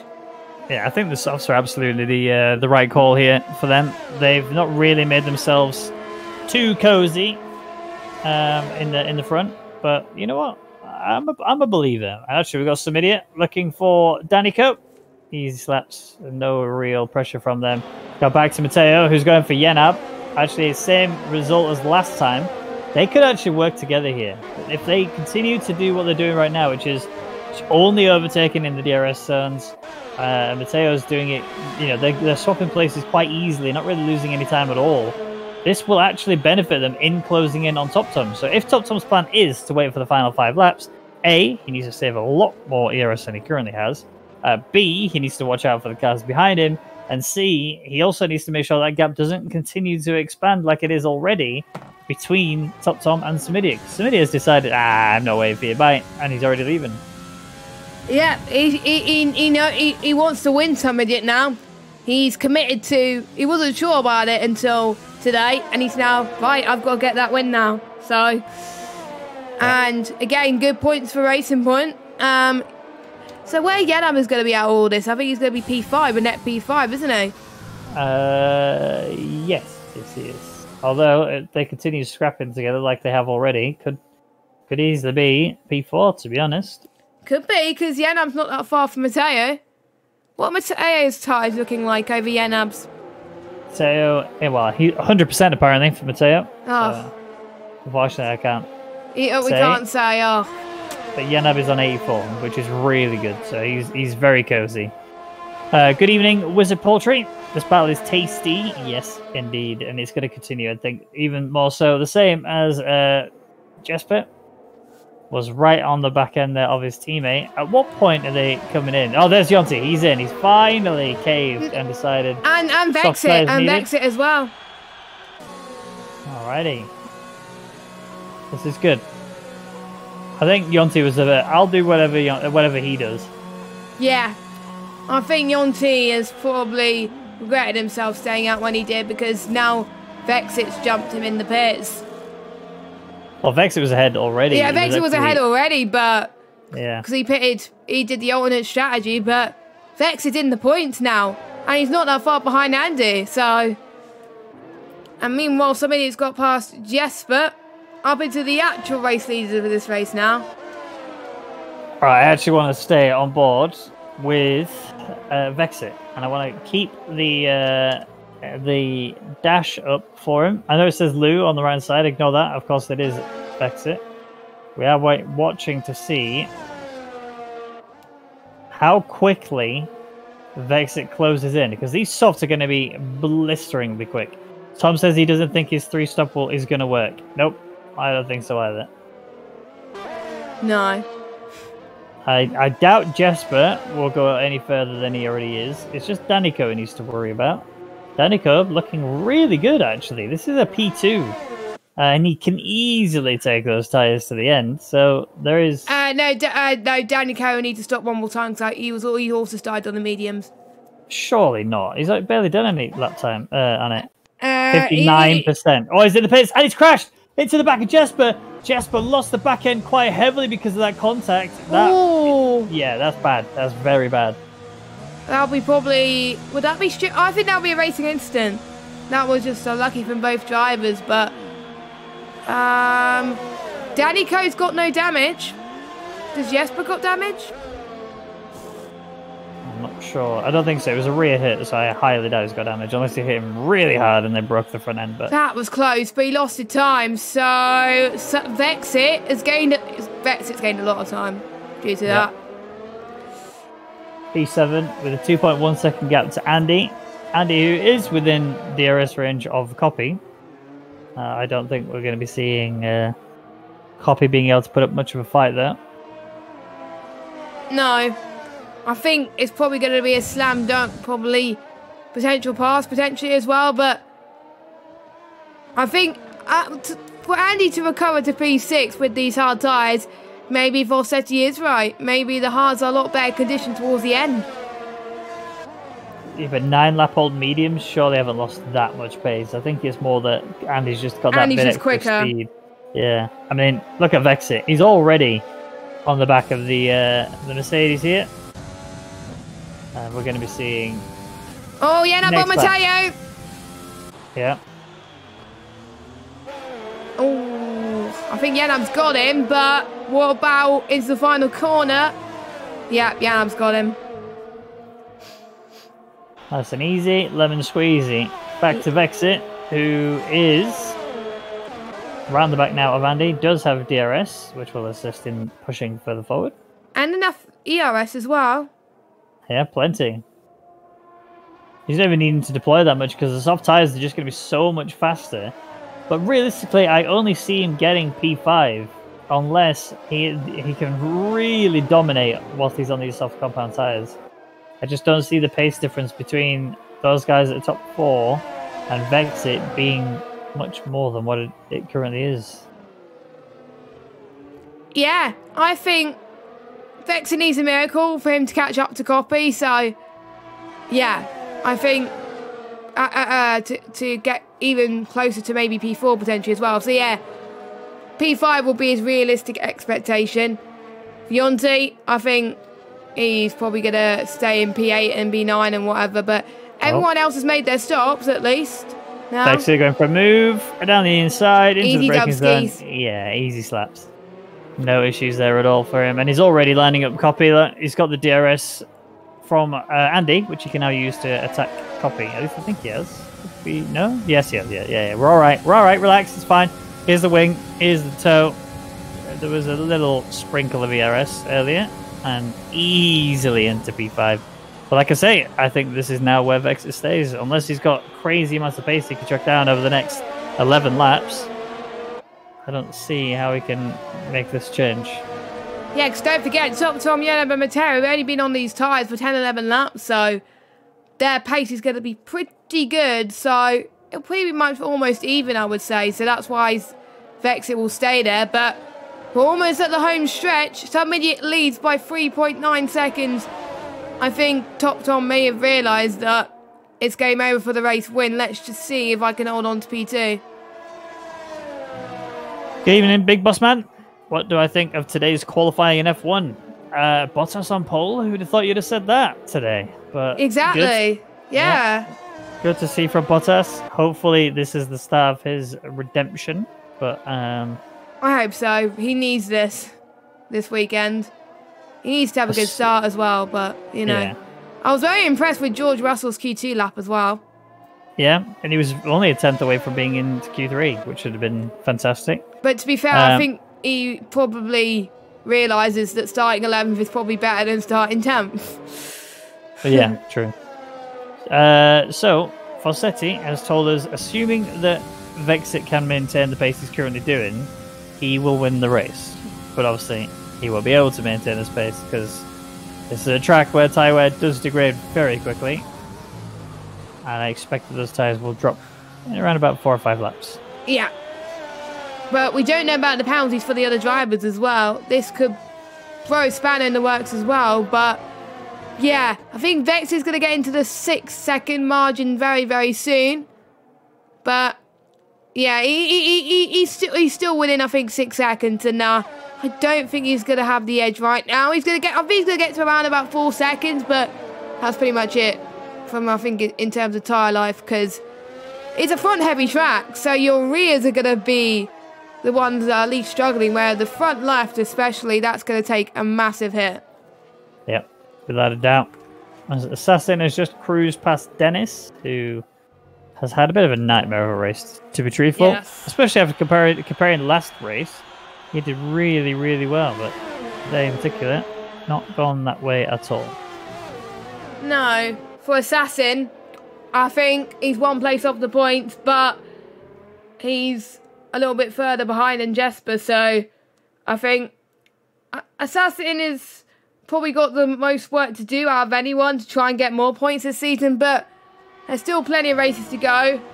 There could be a track that he really, really loves. There could be a track where there could be safety cars all over the place. So speaking of Vex, he's gained about 5 tenths on that last lap. I'm actually surprised we haven't even seen a safety car this race so far. I mean, we've had a couple of issues. Yonti's going to probably try and get past Andy into turn 14. I think Andy's struggling on those hards, so yeah, Yonti's up into P7. Yeah. I know that the hards were supposedly such a good tyre, but they're just not looking it now. Yonti's on the softs though. When we're looking at the delta between the hards and the softs, it's massive. So yeah, but when you look at the overall time that Andy has gained or lost, it looks to me like he's just lost and only kept losing. Yeah, it looks like it, to be fair, but Yonti's gonna. I think Yonti's in a similar situation as to what Vexit was a lap earlier, and he's gonna get past Copy potentially. He's taken a while actually for Yonti to warm his tyres, but never say never for Yonti. Up into 6th. He's doing brilliant so far. Gap to Matteo between Vexit and Matteo now 4.7. Yep. Ooh, I'm liking this. Of course, Yonti does still have that penalty, so he does have to worry about that. I think there's going to be a last-minute fight for P3 between Yenab and Matteo, and I've got a feeling it's going to cause one of them to get a penalty, and that's going to dictate who gets the 3rd spot. Yes. And if you're any of the ones fighting for that last podium spot, you do not want to get the penalty on the last corner, on the last lap. I've seen that happen many times, and it undoes your hard work, really. So, undoes your hard work, sorry. Whatever you say.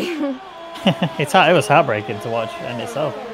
Yeah. Matteo, though, has burnt a lot of ERS, and he's back into the yellow fuel warning light zone. So he's Matteo. very much fighting hard to try and stay on the back of Yenab. Yenab also not that far away from Top Tom, so Top Tom could really be under threat here. That last 5 laps thing. I mean, let's have a look at his ERS 29% at the end of that braking zone.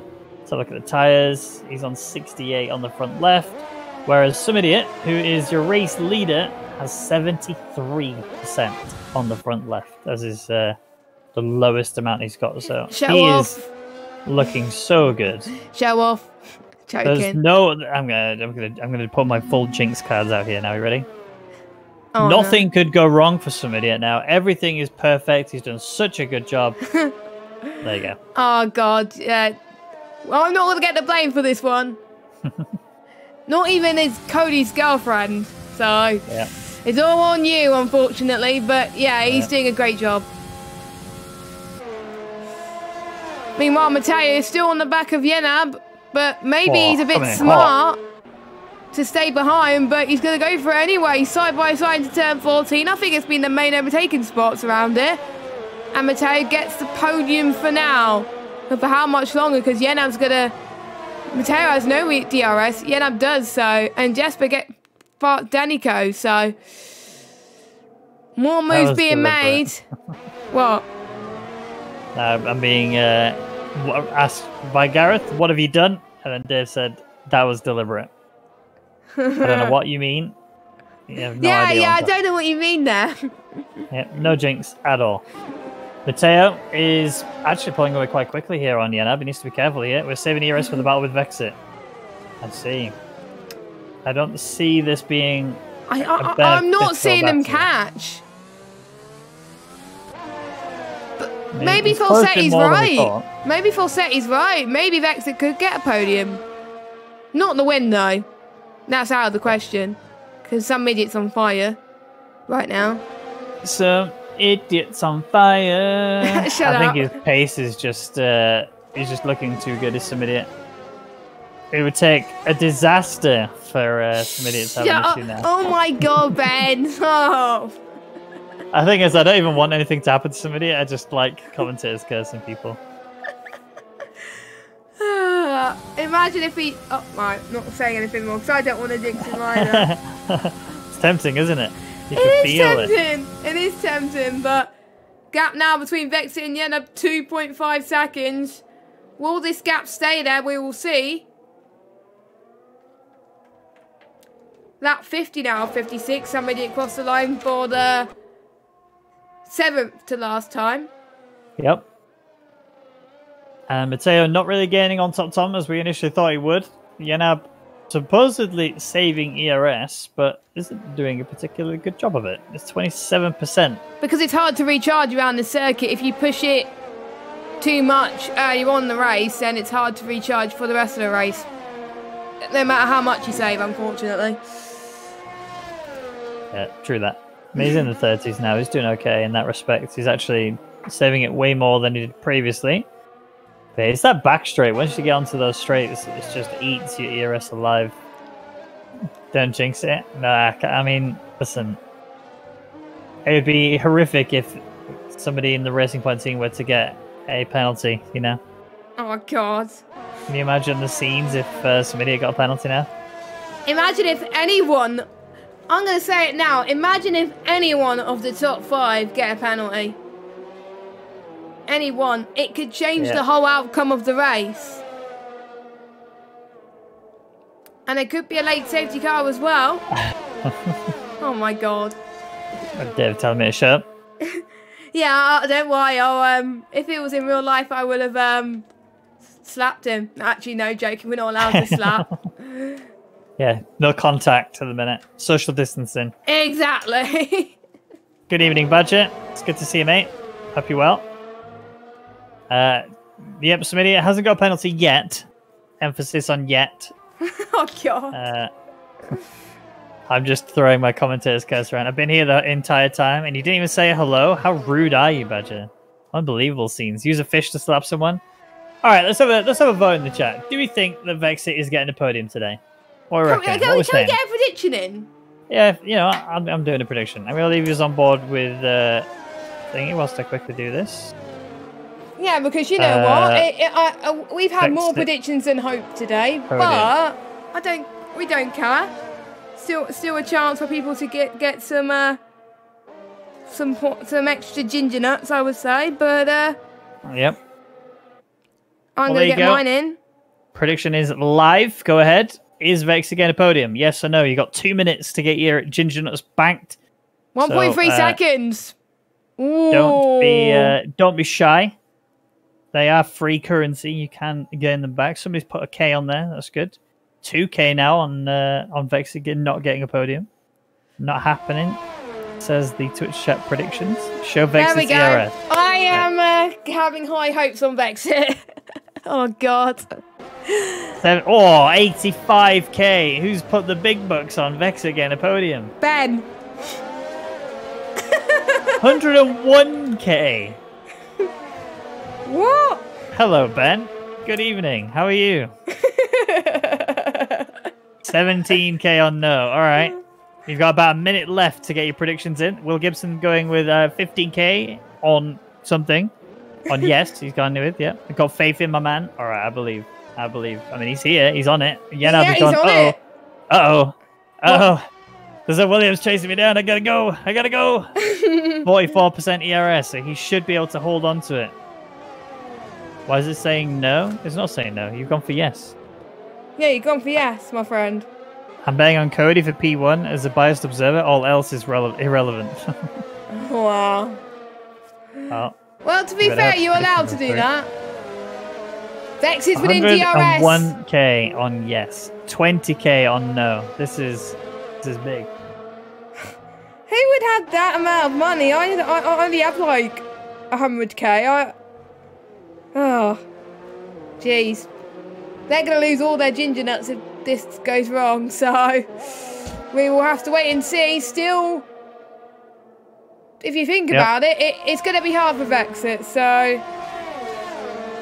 and we got here we go on the back of Vandy as well. Yanab's gone for Matteo.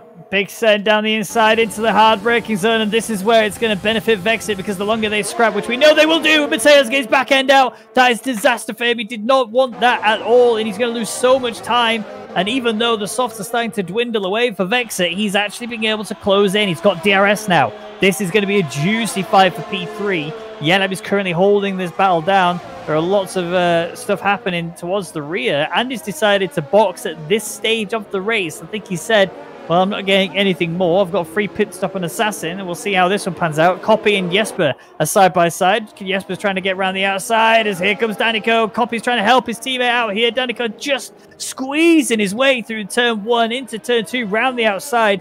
Jesper should benefit here because Danico's gone a bit too wide, and yes, he does. He has maintained that position. He will look again to try and get Copy a little bit further up in this race. Lap 53 of 56. Everybody held it all until this point because they're so worried about the different strategies that have been played out here, and more noticeably worried if you are Racing Point, because Yenab, who's currently sat P3, has got a very aggressive AlphaTauri behind him and a very quick Williams on the soft compound. Yes, but don't forget, Vexit's tyres are going to run out in 4 laps time. But it's not less than 4 laps to go, but the optimum pace is going to lose out very soon. Here comes Vexit on the charge on Matteo going towards turn 14. He's running out of Urs though. He's run out of Urs completely, so that's going to stop getting the move.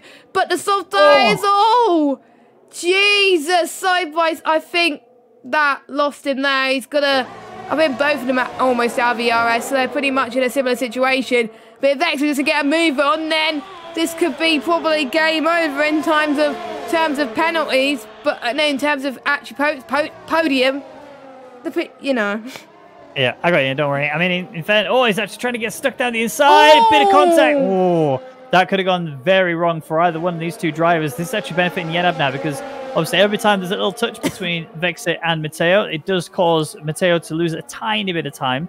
Even more so if he has to catch the car as well. But yeah, all is still good in terms of the gaps. They are hanging on.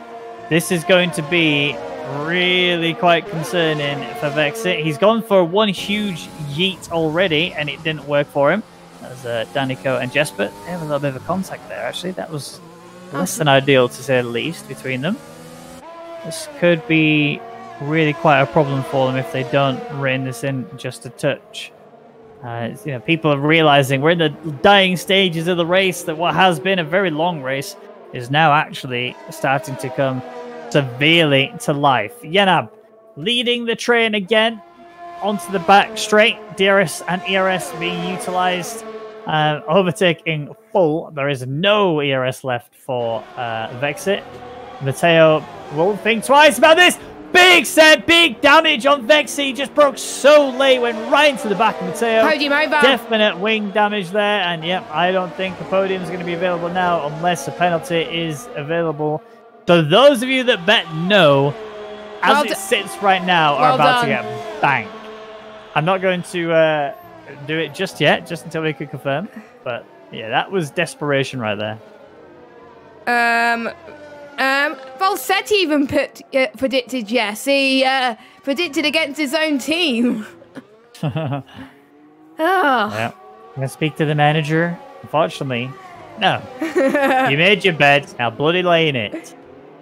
All right, Matteo. Andy with another 3-second penalty whilst he's on the hunt for the new fastest lap, which he has just achieved, 1:30.519. You could argue that that should be eradicated because he did cut the corner, obviously, or track extend in order for him to achieve that time. So technically, he's been a very naughty boy. Yes. As do all the other people that have penalties as well. So yeah, it could be on the danger of losing out here. Right on to the danger zone. I knew you were going to say that. Is Matteo going to get Yenab? Oh, we ain't got a prediction for that one, unfortunately. No, we're not going to do that. But is Matteo going to get Yenab? I think maybe not. He's going full send last lap, 100%. Oh, he's running out of fuel, though. Yeah, that's his only real problem is the fuel. He hasn't got a lot of it. He hasn't currently got enough to get him to the end of the race. In fact, if we're on board with Yenab, he's laughing. He's loving this. He's going, oh, you're struggling with fuel there, Matteo? Let me just flip myself over to Rich, and I'll just enjoy the remainder of this race where you can't get me. But that won't stop him. Copy and Danico both getting penalties. They're both fighting each other, and they're both going to continue this scrap.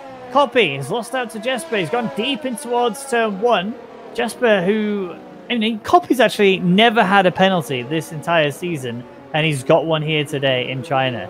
So Copy is under threat, not just from his teammate behind, but for losing his street cred. Yeah, I think, like we said earlier, if you get a penalty on the final few laps, it undoes your hard work. So if you're the Racing Point drivers, I wouldn't want to be in their debrief meeting at the end of the race, but... the man that has been on form since, I would say, the very start of the race, some idiot, is looking on course to be taking his second race victory in a row. A man who said last week, now I'm not going to get the race win. And look at him. Yeah. He's going into turn 14 and he's about to add another win to his name. In fact, he is. So, coming through the final corner, he did it last week and he's doing it again this week. He crosses the line to take the victory here in China. Congratulations to Samidia. A very well-deserved victory. And then Top Tom crossing in P2. Yenab will take P3. Matteo will get 4th place. And, of course, that means Vexit, who... what is he doing? decided to reverse over the line, will cross the line P5. Just. Only just by... goodness knows how long, but Jesper P6, Yonti P7, we've got Copy and Danny Cohn P9 and 8 and 9, and we've got Andy. Is he gonna get a point for the fastest lap? We will see. Yeah, V's joined the car park as well. And we're just waiting for Dennis and Assassin. Oh, they're having a scrap. They're having a scrap for P11, out of all places. Yeah, I mean, they're not gonna get anything from this at all. Oh, a bit of a look down the inside. Dennis is locked up and got a bit scared there from one Assassin who is on very fast softs. It's going to be a scrap. Even through the final corner, Dennis is going to try and hold out. I think he might just be able to do so. Yes, he will. He's got everything he needs. And Dennis will take P11. Assassin will cross the line P12. And ooh, my oh my, what an end to the race that was. Let me give you guys your... wow, 91% of people went for no, or for yes, he was going to do it. It feels so good to give you guys who voted no all of those points. Let's see who the biggest winner is in the points for the no's. Barside, 231,000 points go to Barside. You can thank Ben for that. Wow. Big win for me. 15,000 to 170k. My goodness me. Big points there, Barside. Well done, mate. I'm still a poor boy from a poor family. At the end of the Chinese Grand Prix, then, it is some idiot who gets the victory overall, as we saw from a very strong display. There was only a couple of moments where I was at any doubt, and then it all went away once you saw what he had available. So Top Tom getting that P2, very well driven by him. P3 is Yenab, and then Mateo P4, Vexit P5, Jesper P6. Yonti in 7th, Copy 8th, Danica 9th, and Andy getting that final point. He did, of course, get the fastest lap as well, so that's a double up. He's now on 2. Dennis gets best of the rest, with Assassin being the only other driver to finish, as we lost Luca and Beaker throughout this GP. Rightio. Let's first of all, we've got a clip that I want. I can't even show the clip. You guys, there's a clip in the chat. I'm gonna look at it myself. If you guys want to look at it, go look at it yourself. I'm gonna look at it too. I wanna see this reaction.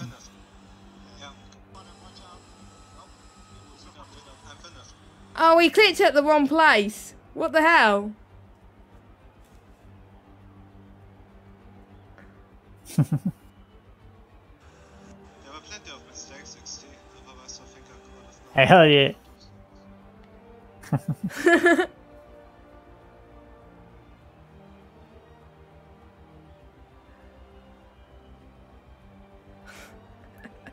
Nice. That's good news. I like that. I like that. All right, let's hear from those guys that got the podium today. First up, of course, is our boy Yenab. Good evening, Yenab. How you doing? Hello. Quite decent. Good. P3 in the end. There was a moment there where you could have potentially got P2. Do you think that there was anything there you could have worked on? Yeah, definitely. I was catching on Top Tom and I made a little mistake in the double left-hander. And I think if I didn't do, or wouldn't have done that mistake, I would have been able to get into his DRS. But yeah, that's on me. And obviously also the qualifying yesterday. Like, it's just in general for qualifying, it's a bit of a weakness. And those two factors, definitely there was more possible. Yeah, I mean, qualifying has never been your strongest of suits. It's been an area that I've critiqued you on a few times, actually. But the races where you bring it back and you are much more successful in the race. So is the plan for Azerbaijan going to be must get good at quali? Yeah, I'm trying that all season already. It's a bit weird because in the past I used to be better in quali always than the race, and now that kind of shifted. I think yesterday was already better compared to the qualifyings before.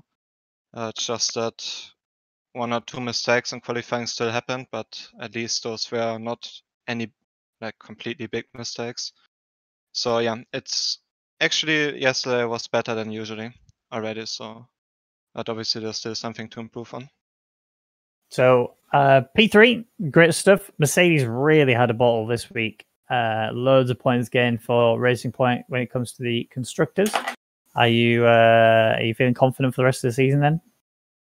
I mean, we have quite a big gap. We still have to obviously get the results in, but I think the gap is now at 50 points or something, if not even more. Will be hard to catch up for them, I guess. Yeah, definitely. I mean, they need a second driver who A there and B quick. So we'll see whether or not they can achieve. I mean, it's the same for I guess for McLaren, really. But yeah, next week Azerbaijan. Obviously, you said your qualifying is a weakness that you are currently working on. But when it comes to the race, do you have any little tricks up your sleeve? Where do you predict yourself finishing? I have no tricks for Azerbaijan. It's my most disliked track in the game by far. Oh, really? Yeah. So, yeah, no prediction. Last time I did a prediction for you, I had some Codemasters issues in the next race. So, are you superstitious? A bit, yeah. Very superstitious. Yeah, fair enough. All right, well, congratulations on the P3, and well done overall for both you and your team. I look forward to seeing what you can deliver for us in Baku. Yeah, thank you. Thank you. All right, let's get our lad Some Idiot in here. Hello, Mr. Some Idiot. Mr. Cody, how you doing? I'm doing just fine. How about you guys? Oh, very Doing good, good. very good. I've heard that you hate China. What happened? I wonder where he heard that from. Yeah, No, I I don't know. No, but answer your question. Very lucky today, I would say. I think Andy had the field beat and got caught up in traffic, and I was fortunately in the right place at the right time to pick that up. I mean, of course I'm happy. I'm very happy because I didn't think I'd have that kind of pace today, but I really think Andy would have been the winner if everything had run normally. Let's say that. That's the benefit to motorsport is things don't often run normally for everybody, and it ends up being unique. So you overall you drove very well. The pace was consistent. You didn't have to worry about anybody behind you. You just did your own thing. It must have been pretty boring out there. Oh no. I was consistently looking at the track map, looking at the gaps, just trying to keep the pace going. I mean, it was close with Top Tom getting DRS in the final stint. We were trying to run not like offset strategy, but I was trying to get tire advantage each stint. And also I was trying to help Janab try to match the people around him for P3. So we were that's what I was looking at, basically keeping the gaps consistent, watching that, keeping it going. Well, I enjoyed watching you tearing it up on the circuit. We didn't get to watch you too much in the race, but there was a point where you were fighting with Andy, and that was quite enjoyable to watch. But then the rest of that, it just went south, didn't it? Andy went down to the back of the grid, and you were just cruising, just enjoying. Unfortunate for Andy, because like I said, he had the pace today. It's just how things go. Let's throw out China now. We're done with that. You got the dub already. We easy peasy. Let's move on to Baku. Baku next week. I've heard your teammate hates it. It's his least favorite track. How are you feeling towards it? Okay, as a Checo fan, I'm legally obliged to say Baku is a good track, but I'm not very good at it myself. Okay. Yeah, we'll come up with something. I've got a baseline that's kind of pretty far off at the moment, so got to work on that. Baku's not a track I drive a ton, so we'll see what happens. I mean, I already have a strategy in mind for next week, as long as it's a dry race. If it's a wet race, it's going to be chaos, I think. But if it's a dry race, I got something in mind already. I mean, we'll see what happens. I always say it's just going to be see what I can come up with and move from there, see where it takes me. Yeah. All right. Well, prediction for Baku then? Get some more points. That's what I'll say every time. I'll say that every time. I'll say that to the ends of the earth and until the sun destroys the planet Earth. Right, you're gonna get the win next week, right? Yeah, easy slaps. You go right ahead and say that. No, well, we said that last week, and look what happened this week. Well, I'll just under what the word for it? The word for it slips my mind. Under. Think of it for a second. Undersell and overdeliver. Yeah, that's it. There we go. We got it. Collectively, we did it. Yes, sir. All right. Congratulations on the win. Very well done. I look forward to seeing you tear it up in Baku next week. We will see. Thank you for having me, both of you. Thank you. All right. And I did it in the wrong order. That's on me. However, Thomas Harvey. Save the best to last. Save your little favorites until last. Don't tell anyone I've got favorites. But none here at all. How you doing, Thomas? You all right? I'm all right. Yeah. Good. Yeah. P2. Happy? Yeah. I mean, got a bit lucky with Andy, but I think in the end, probably P3 on pace was probably the realistic pace.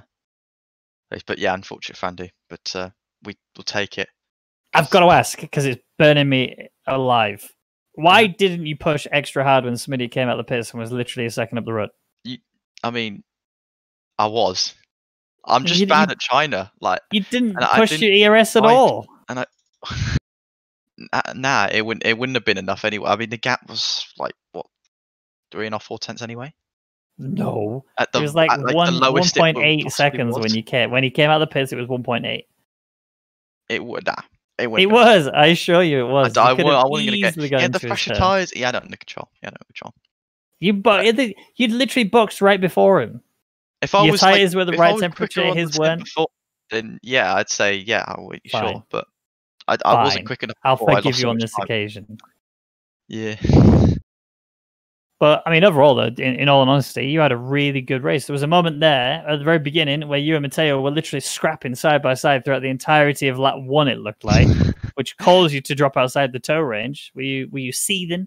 I mean, in reality, that was not the smart thing to do. However, it was very fun. So thank you very much for that battle. But yeah, I mean, unfortunately, I was hoping that I just have the pace to get back on the summit. But that was very clear that I did not have the pace of some idiot, especially Andy. Some idiot, I could some for a bit, but like over the obviously the race didn't you saw it just wasn't happening. I tried to do undercuts to try and get back in it, but it just couldn't quite have enough oomph in the end. So Yeah. we'll take P2. I think that was maximised that race for the most part. Baku next week. It's a very time trial heavy track because I mean it is not difficult to overtake, but it's very selective in the areas to overtake. Are you confident? Are you gonna get the dubski? I think generally over one lap I'm good at Azerbaijan, but I am dreadful at keeping it out the wall in the race. So we'll see. We'll see. Obviously, I've got people giving me motivation this race and the last races, Owen and Marco especially. But I think it's gonna be tricky. But we'll see. If again keep it penalty clean, anything can happen. I didn't have the greatest pace today, but you still got P2. So yeah, that's the great thing points. about 100% races.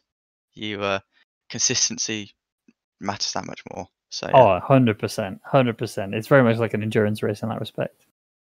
All right. Well, congratulations on the P2. Very well done to you. And I look forward to seeing you beat those Racing Point duo next week in Baku, right? Fingers crossed. Yeah, I'll tell that. It's not as good as a wink. And that's it for the Rwagnation League here in China. It's been a very enjoyable Grand Prix. Thank you, Jess, for joining me in the commentary box. As always, you are awesome and you are incredibly talented. And it's good to have you every week. Thank you. Thank you. Can't wait for next week. Carnage Grand Prix. Baku.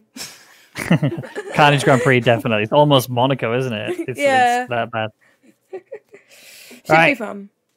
That's the RNL business out the way. Now, normally we do Among Us, which I know Tiger Jr. is currently waiting for. But today in particular, I am not going to do Among Us. I'm either going to be joining my pirate team on Sea of Thieves, or I'm going to be playing League of Legends with my brother. If I do Sea of Thieves, I'll stream it. If I do League of Legends, I won't. So let me find out what the crack is. Where are the homeboys? I see them. Lovely. I'm going to love you and leave you, Jess, if that's all right. I'm going to go find out what they're doing. Yeah, that's fine. See you soon. Have a good night. You too, Jess. Thank you. Have a good one. Bye. Bye.